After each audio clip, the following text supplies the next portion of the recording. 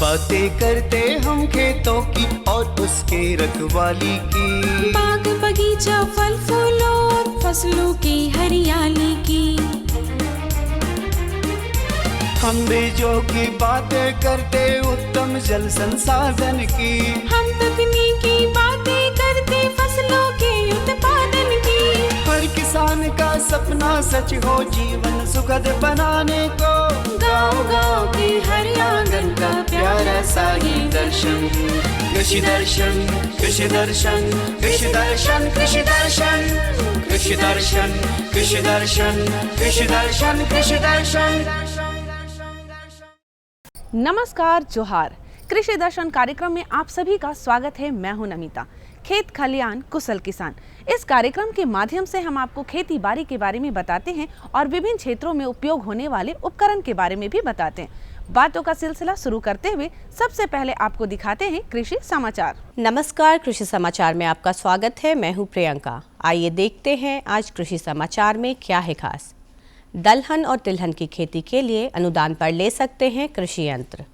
मछली पालकों के लिए तालाब तथा जलाशय मत्स्य विकास एवं जीर्णोद्धार योजना। झाड़ीदार फ्रेंच बीन के बेहतर उत्पादन के लिए लगाएं उन्नत प्रभेद स्वर्ण प्रिया। अब समाचार विस्तार से। राज्य के कई जिलों में तिलहन और दलहन की खेती को बढ़ावा देने के लिए अनुदान पर कृषि यंत्र उपलब्ध कराया जा रहा है। इसमें छोटे बड़े कई कृषि उपकरण हैं। इन उपकरणों पर 40 से 50% अनुदान देने का प्रावधान है। राज्य के किसान इस योजना से लाभ लेने के लिए जिला आत्मा कार्यालय या जिला कृषि कार्यालय से संपर्क कर सकते हैं।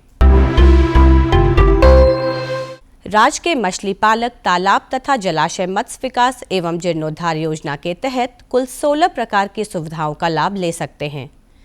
सभी में सरकार द्वारा अनुदान देने का प्रावधान है। राज्य के मछली पालक इस योजना से लाभ लेने के लिए जिला मत्स्य कार्यालय में आवेदन दे सकते हैं। किसान भाइयों, आप सब्जी फसलों की खेती से अच्छा लाभ प्राप्त करना चाहते हैं तो उसकी आगाद खेती करें। आगाद उपज बाजार में पहले पहुंचती है, जिससे उस फसल की अच्छी कीमत मिलती है। मुख्य फसल जब बाजार में पहुंचती है तो उस समय बाजार में उसकी आवक बढ़ जाती है। ग्राहकों को वो आसानी से प्राप्त हो जाता है। इससे उसकी कीमत सामान्य होती है। जबकि आगाद फसल मुख्य फसल से पहले बाजार में आती है। आगाद फसल की उपलब्धता कम होती है, जिससे उसकी कीमत अधिक होती है। इसलिए किसान भाई आगाद खेती से अधिक लाभ कमा सकते हैं। किसान भाइयों, किसी भी फसल की आप अगेती खेती करते हैं तो आप उसको बाज़ार में पहले पहुंचा लेते हैं। तो उससे क्या होता है कि उस समय जो मुख्य फसल होती है वो नहीं पहुंची रहती है, तो उसको अच्छा बाज़ार भाव मिलता है और आपको अच्छी आमदनी का आप सृजन कर सकते हैं। झाड़ीदार फ्रेंच बीन की खेती के लिए अभी से लेकर मार्च तक फसल लगा सकते हैं। झाड़ीदार फ्रेंच बीन के बेहतर उत्पादन के लिए उन्नत प्रभेद पंत अनुपमा, स्वर्ण प्रिया, अर्का कोमल या स्ट्रिंगलेस लगाएं। झाड़ीदार फ्रेंच बीन की बुआई में 80 से 90 किलोग्राम बीज प्रति हेक्टेयर की दर से लगाएं। इसमें कतारों के बीच 40 सेंटीमीटर और पौधों के बीच 10 सेंटीमीटर की दूरी रखें। झाड़ीदार फ्रेंच बीन के उन्नत प्रभेद पंत अनुपमा, स्वर्ण प्रिया, अर्का कोमल और स्ट्रिंगलेस की उत्पादन क्षमता औसतन 80 से 90 क्विंटल प्रति हेक्टेयर है। हाथों से मूंगफली का दाना निकालने में काफ़ी मेहनत और काफ़ी समय लगता है। राज्य के किसान मूंगफली से दाना निकालने के लिए ग्राउंडनट डिकोटिकेटर नामक कृषि यंत्र की सहायता ले सकते हैं। इसकी कार्यक्षमता 5 क्विंटल प्रतिदिन है। आज हम जानेंगे टमाटर फसल में रासायनिक दवा के बिना बेल्ट रोग से कैसे बचाव करें। टमाटर फसल में लगने वाले कई कीटों और रोगों का उपचार बिना दवाइयों के भी हो सकता है। जैसे टमाटर पौधे की पत्तियां बेल्ट रोग से ग्रस्त हों तो बेल्ट ग्रस्त सभी पत्तियों को तोड़कर जमा कर लें और उसे खेत से दूर ले जाकर जला दें। और अब एक नज़र राज्य के 5 प्रमुख शहरों के मौसम के मिजाज पर। आज राज्य के 5 प्रमुख नगरों के अधिकतम और न्यूनतम तापमान कुछ इस प्रकार दर्ज किए गए। रांची का अधिकतम तापमान 18। कृषि समाचार में आज इतना ही। अगले दिन अगले अंक में फिर मुलाकात होगी कुछ ताज़ा तरीन खबरों के साथ। तब तक के लिए दीजिए इजाज़त। नमस्कार, जोहार। अभी आप देख रहे थे कृषि समाचार, जहां खेती बाड़ी से जुड़ी ढेरों जानकारियां आपने ली। मंडी का भाव, मौसम का मिजाज, नीति, तकनीक, उपकरण के बारे में जाना और भी बहुत सारी बातें करेंगे, लेकिन उससे पहले लेते छोटा सा विराम।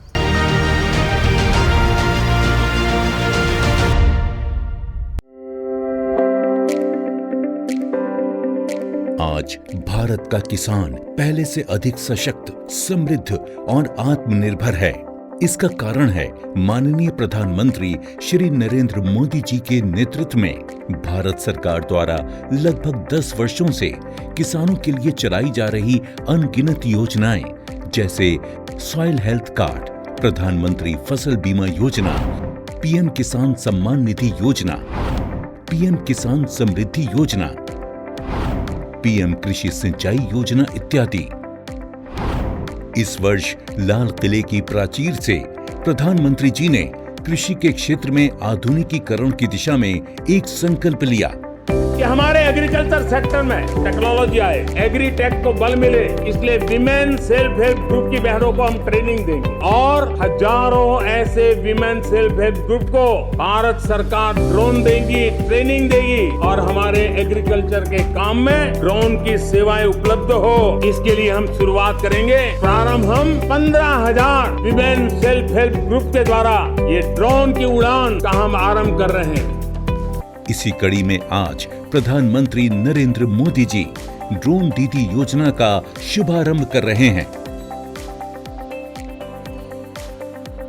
भारत सरकार की नई पहल के अंतर्गत ड्रोन दीदी योजना को कार्यान्वित किया गया है।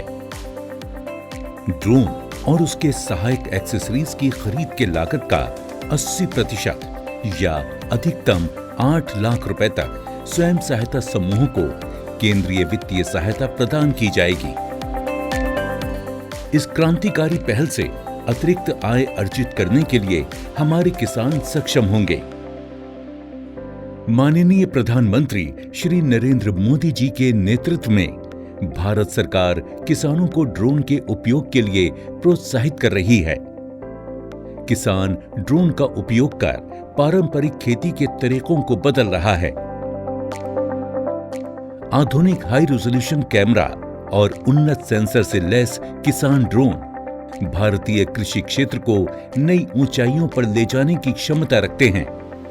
कीटनाशकों और उर्वरकों का छिड़काव, हवाई निगरानी, फसल और मृदा स्वास्थ्य की निगरानी, बीजारोपण, क्षतिग्रस्त फसलों का आकलन और फसल बीमा के दावों की जानकारी दे सकता है। किसान ड्रोन की उपलब्धता के लिए केंद्रीय कृषि मंत्रालय द्वारा ड्रोन की खरीद के लिए वित्तीय सहायता दी जा रही है। ड्रोन दीदी योजना को अपनाने से स्वयं सहायता समूह की महिलाओं पर व्यापक प्रभाव पड़ेगा और इनकी आय में भी वृद्धि होगी। थैंक यू प्रधानमंत्री जी।